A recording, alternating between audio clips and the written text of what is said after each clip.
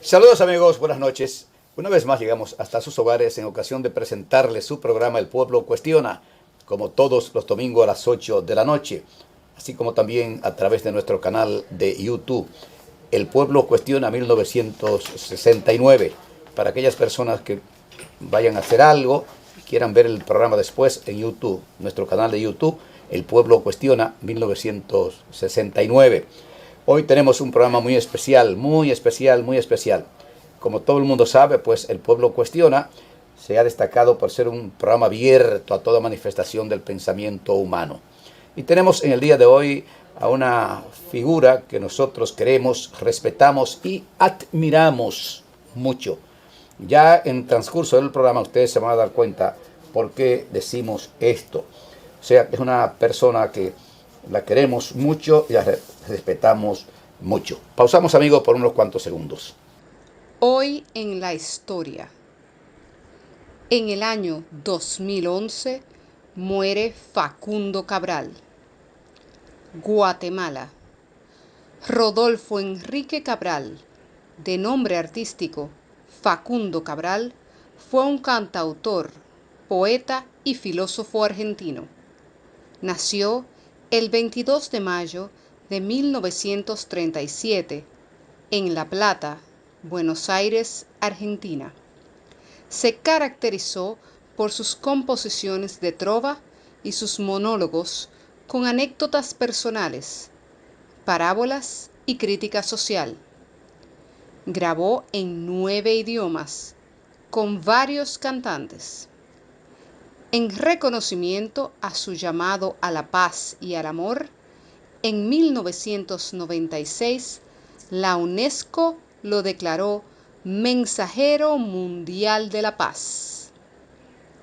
Facundo Cabral fue asesinado en Ciudad de Guatemala el 9 de julio del 2011.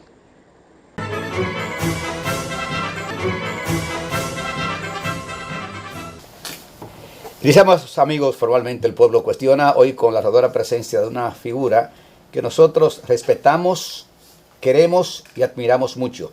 Hablamos del joven Carlos Manuel Ruiz Fernández. Él es una figura que ustedes en el transcurso del programa se van a dar cuenta la valía que tiene, o sea, todo lo que él representa para nuestro país. Justamente es un hombre que se ha dedicado a estudiar la historia de República Dominicana a pesar de su juventud. Pero además, esta comparecencia puede ser un gran ejemplo para el pueblo dominicano y de manera especial para la juventud.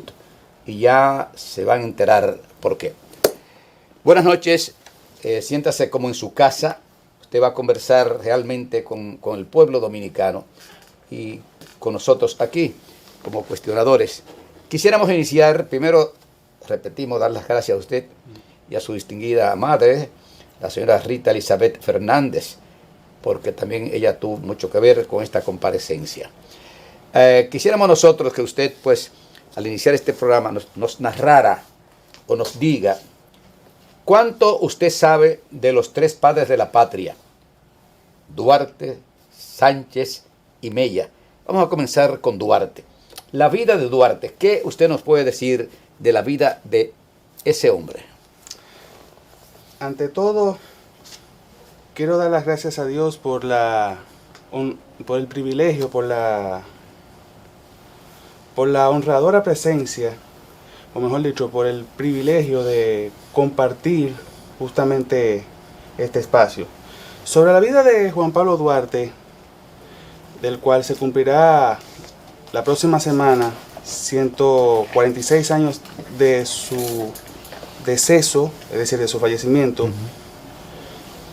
Todos sabemos que había nacido el 26 de enero de 1813 y al momento de ocurrir la ocupación haitiana él tenía 9 años, lo que quiere decir que para un estudiante superdotado, sabiondo, primer decurión, sobresaliente por su conducta, progreso en los estudios y compañerismo, era imposible que en un régimen de ocupación como el que se vivió desde el 9 de febrero de 1822 le resultara imposible para una mente tan lúcida como la de Duarte. Pues respecto a Duarte, sobre todo al juramento de adolescente que derivó en el juramento de los Trinitarios del 16 de julio de 1838, el juramento que realizó en plena travesía al iniciar su viaje de estudios fue lo que motivó que un pueblo como el nuestro, paupérrimo, es decir, pobre, no tuviera la capacidad de convertirse en pueblo libre, soberano e independiente, y bajo la creencia general de que solo el mismo pueblo estaría bajo la tutela de alguna potencia extranjera, Duarte fue contrario a toda esta creencia general política de que el país pudiera ser libre pero bajo el protectorado de algún país poderoso extranjero.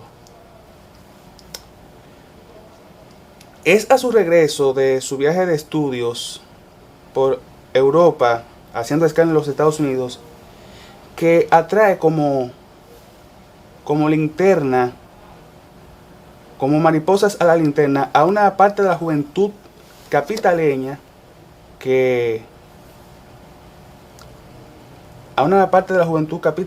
deseaba superarse aún en medio de los rigores de la ocupación.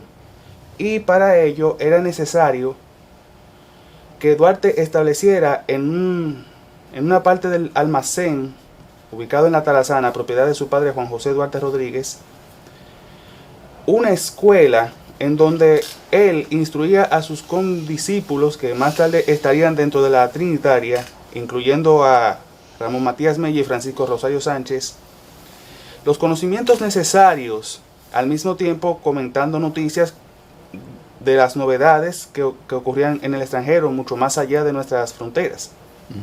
Y además, como en aquella época el régimen de Jean-Pierre Boyer impuso el servicio militar de manera obligatoria, el reclutamiento obligatorio de los jóvenes dominicanos a las filas de los regimientos 31 y 32 del ejército haitiano, es indispensable que para lograr el objetivo de independizarnos, que Duarte estuviera en las filas del ejército haitiano, tanto él como sus compañeros, y sobre todo bajo la instrucción del deporte de la esgrima, que le sirvió de táctica, es decir, le sirvió de estrategia para sus futuras operaciones militares a partir de la proclamación de la independencia nacional el 27 de febrero de 1844.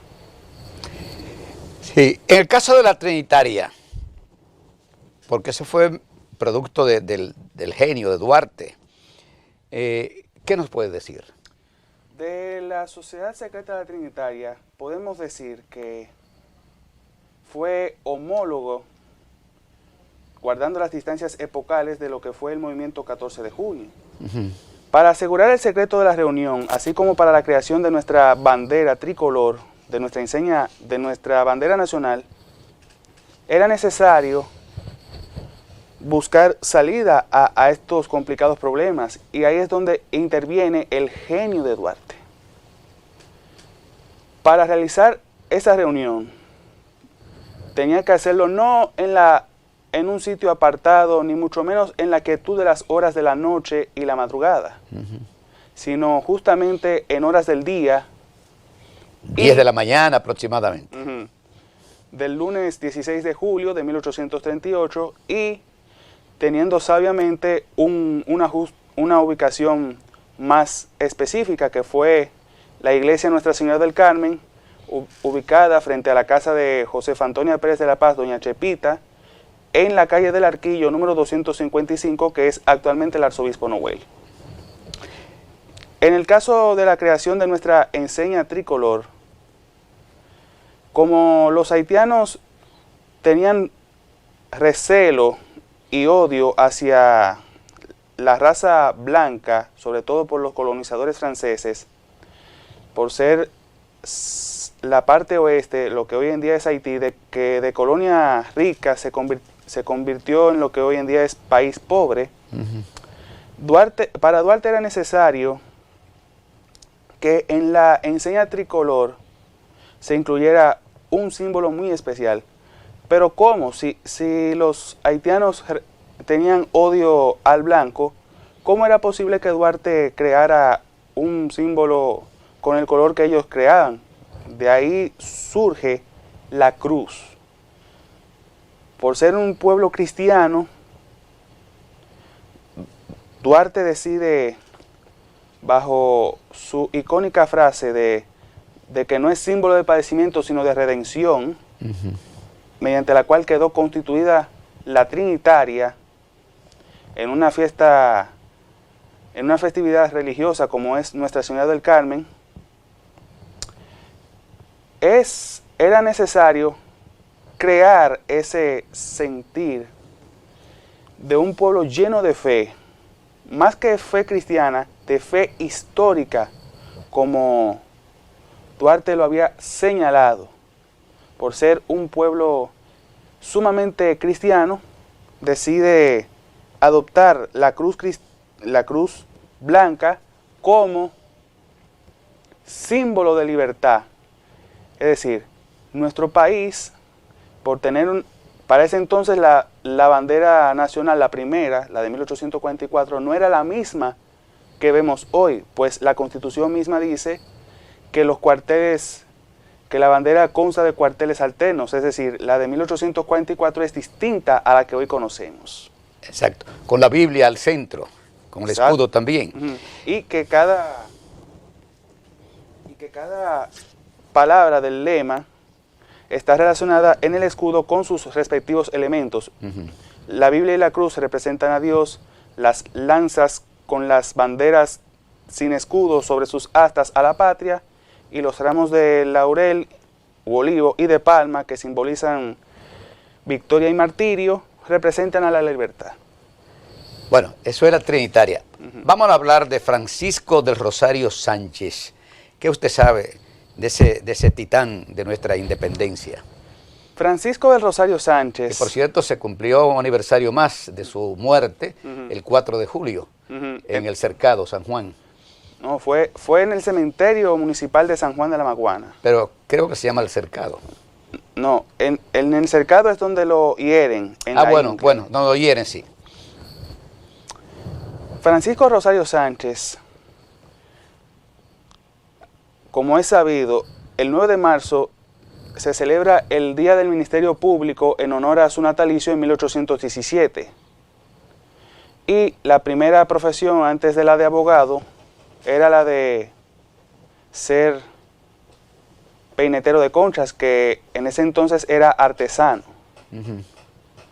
Y era discípulo de Nicolás Lugo, el cual era el abuelo de Américo Lugo, conocido por su famosa carta a Trujillo, en donde le decía que ser historiador oficial o historiógrafo era sinónimo a palaciego y cortesano, y que él era la antítesis de todo eso.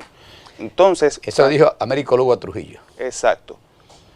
Francisco del Rosario Sánchez, a pesar de sus errores políticos, nunca dejó de ser el gran patriota que recordamos el 9 de marzo, en ocasión de los aniversarios de su natalicio y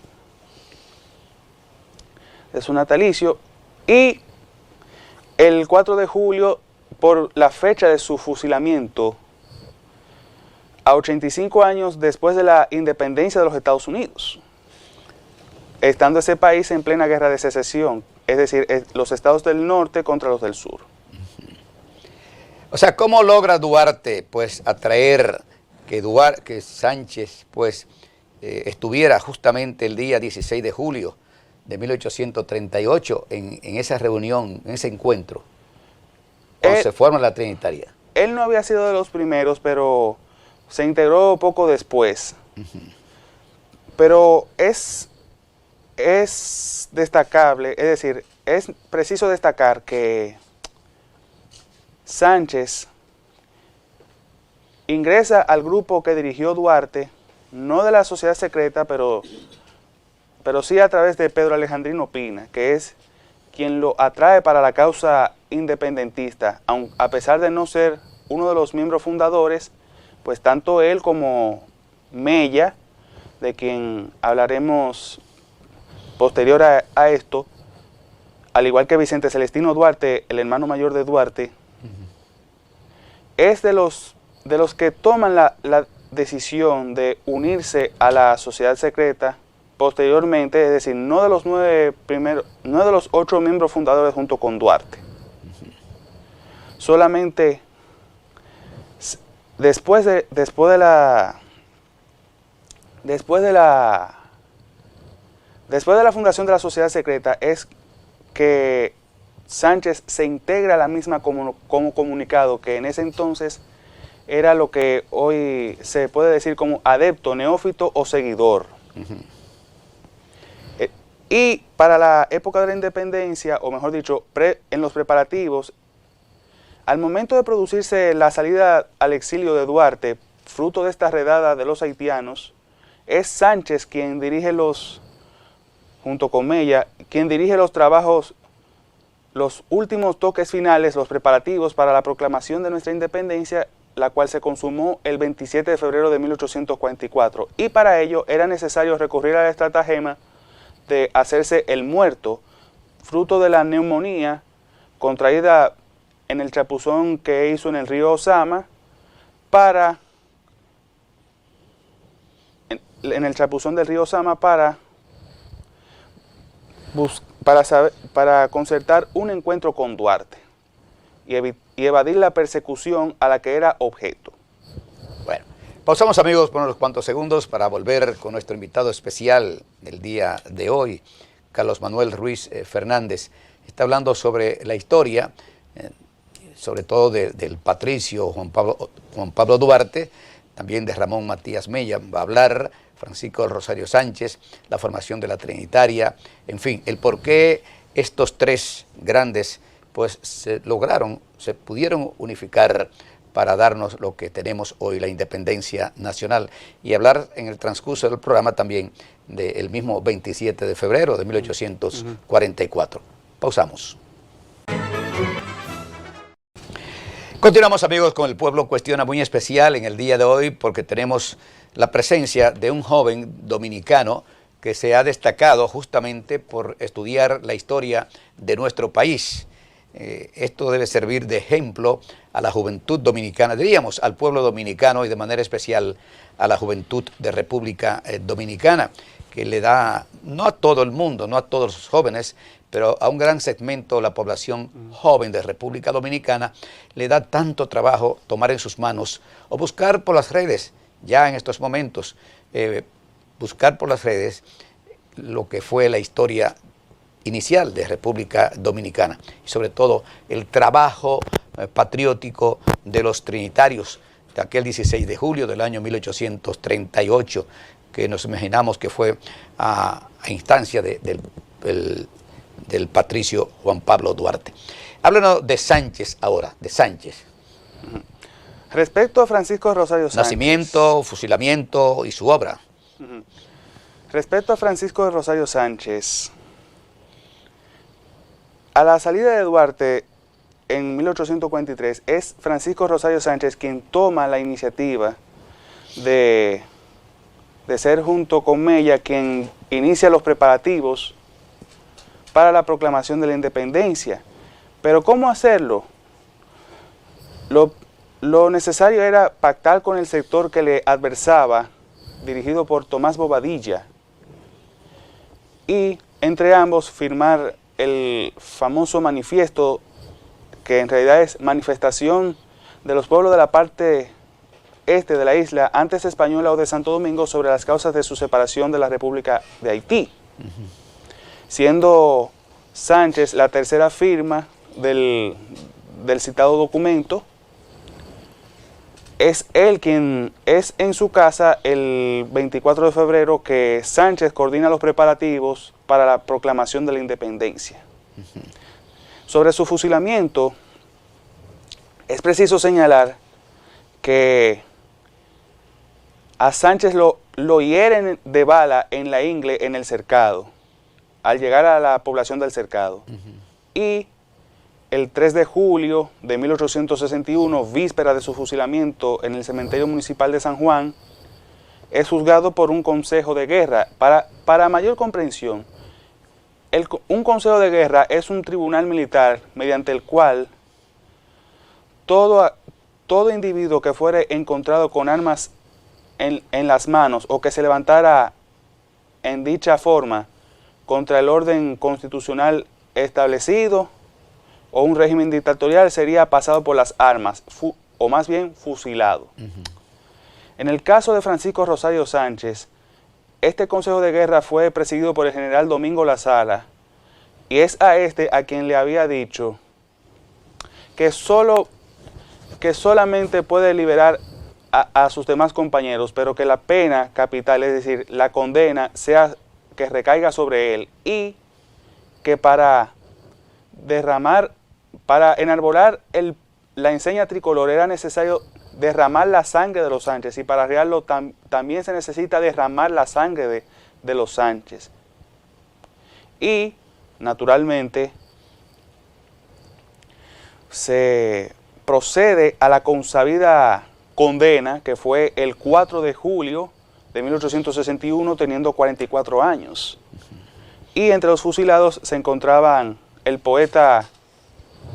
los poetas Félix Veloz Mota y Benigno del Castillo, que por cierto, mucha gente ignora que una calle en San Carlos que le sucede a la Pimentel lleva el nombre de este poeta fusilado el 4 de julio de 1861 en San Juan, junto con Sánchez. ¿Cuántos eran los compañeros de Sánchez los que fusilaron ese día? 20. 20. Wow. En el caso específico de Sánchez y el 27 de febrero en el altar de la patria, su actitud, para que el pueblo sepa. La actitud de Francisco Rosario Sánchez, el mismo día de la proclamación de la independencia, fue que ante la expectativa de todos, ante la creencia de que él había fallecido, es decir, de la estratagema de hacerse el muerto, él aparece de improviso para enarbolar la enseña tricolor que Concepción Bona y María de Jesús Pina habían traído hacia el baluarte, y que María Trinidad Sánchez, es decir, su tía, había llevado sobre sus faldas la pólvora, es decir, para el arsenal del baluarte del conde, la misma noche del 27 de febrero. Y es a él a Francisco Rosario Sánchez, a quien le toca enarbolar la enseña tricolor con la alborada, es decir, una fanfarria, redoble de tambores que había hecho Florentino Rojas, que le decían el sordo. Y es a través de él que, o mejor dicho, es él quien preside la primera Junta Gubernativa Provisional, claro, antes que Tomás Bobadilla la ocupara a partir del 1 de marzo siguiente. Que aunque fuera por horas, Sánchez fue presidente. Por 48 horas. Exacto. Lo que sí es cierto es que en ese sentido, el 9 de junio de 1844 es a él a quien llaman para presidir la Junta Central Gubernativa en sustitución de Bobadilla, ante los rumores de una nueva invasión haitiana, pero además ante el peligro que la soberanía nacional estaba corriendo por las intenciones de Bobadilla de anexar el país a Francia previo a la, o mejor dicho, a cambio de cederle la bahía y península de Samaná, es decir, el protectorado francés, que era una repetición del plan Levasseur, y que tenía entre sus objetivos, que el país fuera protegido por los franceses a cambio de cederle la bahía y península de Samaná. Faltó decirle, a usted, que Duarte no estuvo el 27 de febrero y la razón era porque la redada lo estaban buscando y unos haitianos lo protegieron a él. Exacto. Solamente dos. Dolores Sterling e Hipólito Franquil. Y eso estaba ubicado en la antigua Avenida España, la Avenida del Comercio, que hoy es Isabel la Católica. Isabel la Católica y terminaba en el puente Ulises Heró, por ahí. Y realmente... Que justamente está debajo del actual Ramón Matías Mella, precisamente. A propósito de la interrogante que precede a continuación. O sea, sin más preámbulo. El caso de Ramón Matías Mella lo vamos a tratar después de la pausa.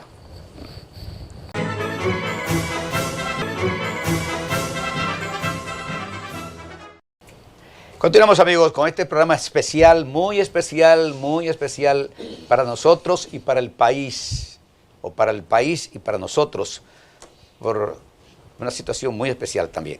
En el caso de Duarte, que no estuvo justamente el 27 de febrero de 1844, dígale a los amigos telespectadores, ¿por qué Duarte no estuvo esa noche ahí?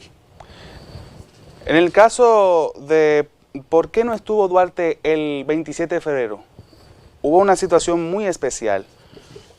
Previo a esta situación, se inicia las elecciones a la Asamblea Constituyente de Haití, pero como los dominicanos eran mayores que los haitianos, Charles Rivière Gerard, quien sucedió a Boyer, inicia una redada persecutoria contra los trinitarios. Los trinitarios, obviamente, no tienen mayor consuelo que refugiarse y, en el caso de Duarte, salir al exilio. Pues como era un régimen de paz octaviana, a él no le quedó mayor remedio que salir del país y entablar relaciones, o mejor dicho, buscar diligencias ante gobiernos extranjeros, como fue el caso de Venezuela, cuyo presidente era Carlos Sublet, el general Carlos Sublet, para iniciar las diligencias en búsqueda de apoyo económico para la proclamación de la independencia, la cual originalmente debió hacerse en diciembre de 1843, cuando desembarcara por Guayacanes. Sin embargo, Duarte no estaba presente el 27 de febrero, pero sí le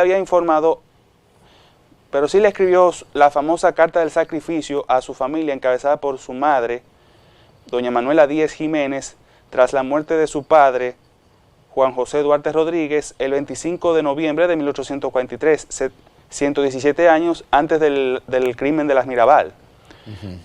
En dicha carta, él había dicho que los recursos del almacén ferretero que dirigió su padre en la Tarazana debían ser destinados a la causa independentista.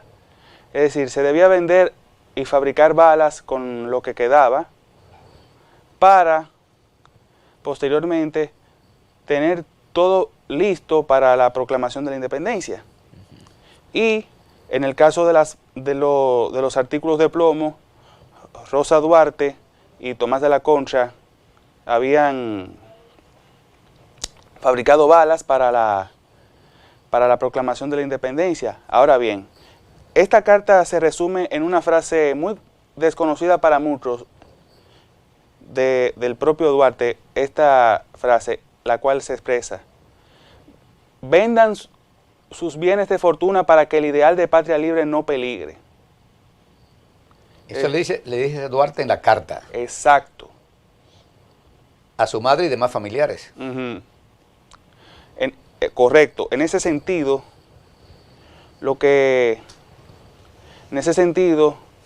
mucha gente piensa que Duarte, y me dispense, que había muerto en la pobreza, cuando en realidad no es así.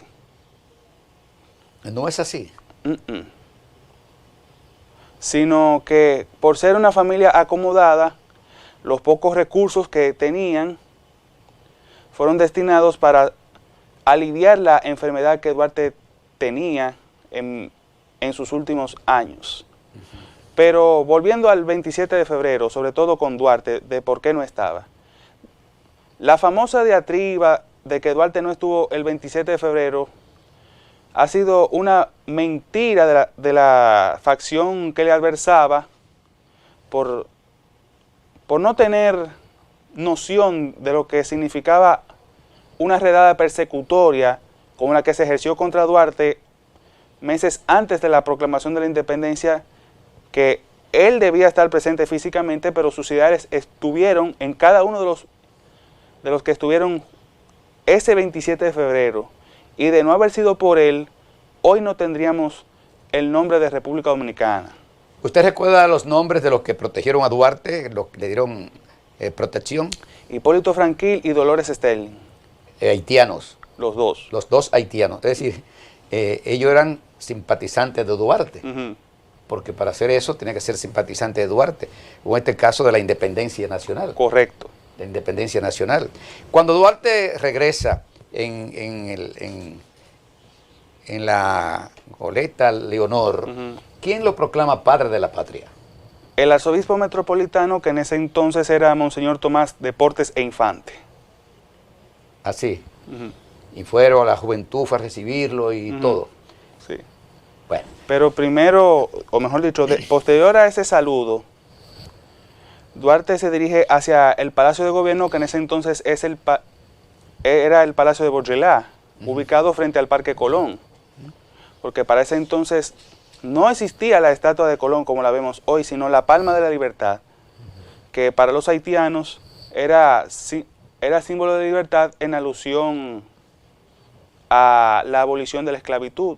Y válgase decir que dicho árbol, el árbol de palma que ellos sembraron, los consideran como su altar de la patria, pero es el que posteriormente utilizaría Trujillo para la formación del Partido Dominicano. Es decir, guardando distancias epocales. La famosa palmita. Exacto. Guardando las distancias epocales. Ahora bien, lo que sí sabemos es que Duarte se dirige hacia el Palacio de Bourgelat para prestar juramento como miembro de la Junta Central Gubernativa, en este caso vocal, y a la sazón comandante del Departamento de Santo Domingo con el rango de general de brigada. Es decir, primero es saludado por Monseñor Tomás Portes e Infante, el arzobispo, y luego... Como padre de la patria. Exacto. Y va hacia el Palacio de Bourgelat, o sea, el entonces Palacio de Gobierno, antes de regresar a su casa, donde, no obstante el luto que cubría las vestiduras negras, le esperaban su madre y sus hermanos para recibirlo con demostraciones de júbilo, la cual fue expresada a través de esta frase de Fray José Antonio de Bonilla, que fue uno de sus tutores. Esta frase se expresa de la manera siguiente: señora, si su esposo viviera, los goces no pueden ser completos. Los goces no pueden ser completos en la tierra. Si su esposo viviera, solo pudiera recibir el gozo que solo en el cielo puede disfrutarse, y dichosa es la madre que ha podido dar un hijo que honra tanto a la patria. Ese fue el recibimiento de Duarte. Exacto. Fue precisamente un 15 de marzo de 1844. Claro. El caso de Mella, por ejemplo, el general Mella, que fue el hombre del Trabucazo. Correcto. En la Puerta de la Misericordia. Después marcharon hacia lo que es hoy el altar de la patria. Háblanos de Mella. El Día de las Fuerzas Armadas se celebra cada 25 de febrero en honor al natalicio de Mella en 1816. De hecho, quien más familiares de los tres padres de la patria ha tenido ha sido Mella. es decir, por sus extensos descendientes. Pues él había contraído matrimonio con Josefa Brea Hernández, que dicho sea de paso, tenía familiaridad con Concepción Bona y con Pedro Alejandrino Pina, es decir, por sus vínculos familiares. Pues con Josefa Brea tuvo a sus 4 hijos, Ramón María, Ildefonso, María Dominga, América Dominga María y Antonio Nicanor, que este último es el padre de Julio Antonio Mella, el líder revolucionario cubano, de la Juventud Revolucionaria Cubana. Y cabe destacar que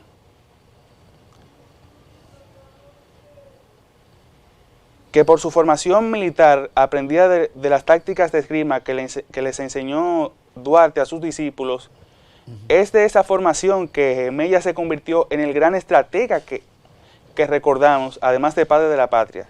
El uniforme del Regimiento Guardia de Honor del Ministerio de Defensa, que es el encargado de la protección de nuestros monumentos, rinde homenaje al retrato que se puede apreciar, es decir, del retrato que nosotros conocemos de Mella, y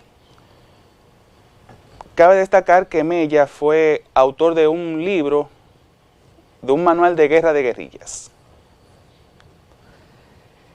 Bien, en el caso específico de los 3 padres de la patria, los 3, bueno, fueron declarados padres de la patria, pero Duarte fue tal vez, o sin tal vez, que en ese momento jugó el rol protagónico por traer la idea de la independencia, por lo que él pudo aprender, o ver, conocer en su viaje tanto a Europa como a los Estados Unidos. Mella no había salido del país, ni Sánchez tampoco, solamente tenía ese conocimiento de cómo vivían esos pueblos el patricio Juan Pablo Duarte. En ese sentido, las ideas de libertad, igualdad y fraternidad de la Revolución Francesa, que casualmente se cumplirá un nuevo aniversario el próximo 14 de julio, fueron las que influyeron en Duarte a crear un Estado republicano representativo, o sea, democrático. Es decir, a pesar de las ideas que había adquirido en los Estados Unidos, que fue el primer lugar de su travesía, es decir, hizo escala en los Estados Unidos y específicamente a Nueva York, para luego dirigirse a Londres, por donde llegó desde Southampton, pasando por París, hasta llegar a la ciudad de Barcelona, donde vio esas luchas de los catalanes. Las luchas libertarias de Barcelona. Exacto. Sumada a la guerra carlista que dirigió Carlos Isidro María de Borbón, hermano de Fernando VII y tío de la reina Isabel II, que Duarte capta esos aires de libertad, los cuales influirían notoriamente en la formación de la Sociedad Secreta Trinitaria y en la proclamación de la independencia nacional. Realmente, para nosotros, nuestro invitado de hoy tiene un lugar especial, por muchas razones, pero eso va a ser después de la pausa.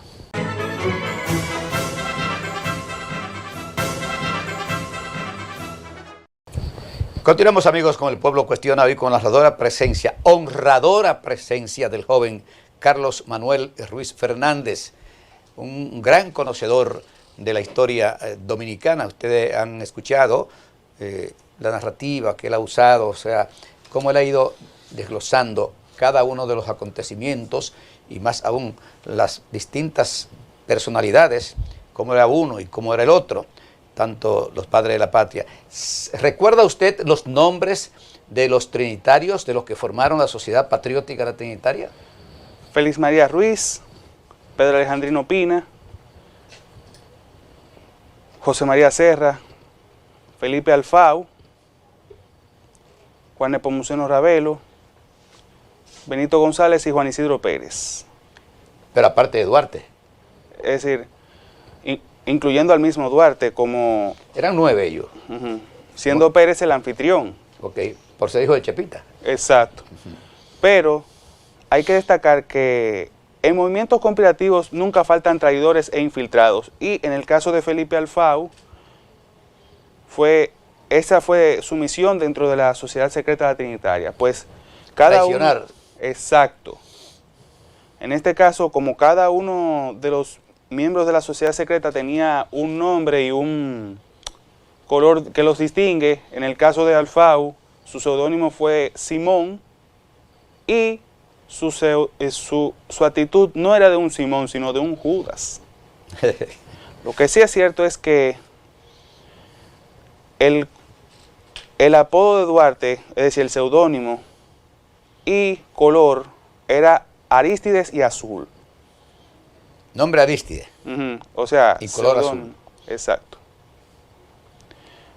Ahora bien, Cada uno de los trinitarios tenía un nombre distinto a su nombre original. es decir, un nombre código. Código exacto. Es decir, para evitar ser descubiertos. Naturalmente, al final, meses después de la proclamada la independencia, surge el término filorios, que es con los que se le designó a los trinitarios por su calidad de hombres ilustrados, como queriendo decir utópicos, soñadores, ilusos, románticos y filósofos. Era una forma de denigrar más bien Exacto. la labor que hicieron. O sea, un epíteto, un tremendo epíteto, similar al que se utilizó contra Duarte, que fue el de Quijote, aludiendo al personaje de Miguel de Cervantes Saavedra, el ingenioso hidalgo Don Quijote de la Mancha, que era Alonso Quijano, por su fisonomía y por su actitud pensativa y reflexiva. Y para concluir, debemos destacar que esos ideales son los que deben inspirar a la juventud de hoy, sintetizada en este mensaje que Duarte les había dicho. Seguid, repito, y vuestra gloria no será menor, por cierto, que la de aquellos que vienen trabajando en tan santa empresa desde el 16 de julio de 1838, bajo el lema de Dios, Patria y Libertad, que son los principios fundamentales de la República Dominicana. Exacto. Tal vez o sin tal vez, el que más debemos nosotros de las cosas que dijo Duarte, es aquel que dice: mientras no se escarmiente a los traidores como se debe, los buenos y verdaderos dominicanos serán siempre víctimas de sus maquinaciones. ¿Cuántos traidores hemos tenido en nuestra historia? No solamente en el pasado, sino en el presente. Bueno. Que siempre nos clavan el cuchillo por la espalda. Bueno, amigos telespectadores, este programa muy especial quisimos presentarlo como un ejemplo de la juventud dominicana. Un ejemplo de la juventud dominicana. Estamos en presencia de un joven que se ha preocupado él en estudiar la historia dominicana, en conocer todo lo que hicieron aquellos grandes de nuestra independencia y, por qué no, de nuestra restauración, para hoy poder decir que vivimos en un país libre, independiente y soberano. Naturalmente que muchas veces hemos sido vendidos a extranjeros.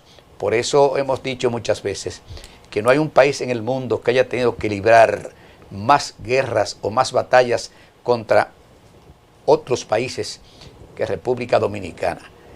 Peleamos contra Francia, contra Haití, contra España. Y contra los norteamericanos también. Contra los norteamericanos, y hablar de los franceses. Es decir, este pequeño país del Caribe ha tenido que afrontar todas esas vicisitudes, pasar por esas vicisitudes, para que hoy podamos decir: soy dominicano, libre, independiente y soberano.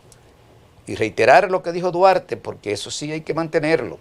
Mientras no se escarmiente a los traidores como se debe, los buenos dominicanos seremos siempre víctimas de sus maquinaciones. Amigos telespectadores de República Dominicana y del exterior, acaban de escuchar El Pueblo Cuestiona. Hoy nos honró con su presencia el joven estudioso de la historia, Carlos Manuel Ruiz Fernández. Lo quisimos traer para ponérselo a la juventud como un ejemplo. ¿Por qué debemos estudiar nuestra historia? Para que nadie nos la cuente, pero además para que no se olvide la historia nuestra, por aquello de que los pueblos que olvidan su historia están llamados a repetirla. Por eso quisimos traer a este, para mí, ejemplar joven dominicano, que se puede pasar horas hablando de todos los acontecimientos desde 1800, antes, desde 1822, él puede hablar hasta el día de hoy. Sin embargo, el espacio muy corto, por eso nos limitamos a escuchar de él parte de la biografía de los tres grandes de la patria, Duarte, Sánchez y Mella, que nosotros agregaríamos Luperón, porque también fue el hombre fuerte, la espada de Luperón, fue quien en cierta medida tuvo que ver con con la restauración de la República en 1865. Será pues, amigos, hasta la próxima. Ercilio Veloz estuvo con ustedes y felicitar a nuestro invitado especial por esos datos tan precisos, tan concisos que él nos ha brindado en el día de hoy para beneficio de la teleaudiencia nacional. Ercilio Veloz estuvo con ustedes. Hasta la próxima. Gracias de nuevo. Muchísimas gracias, don Ercilio.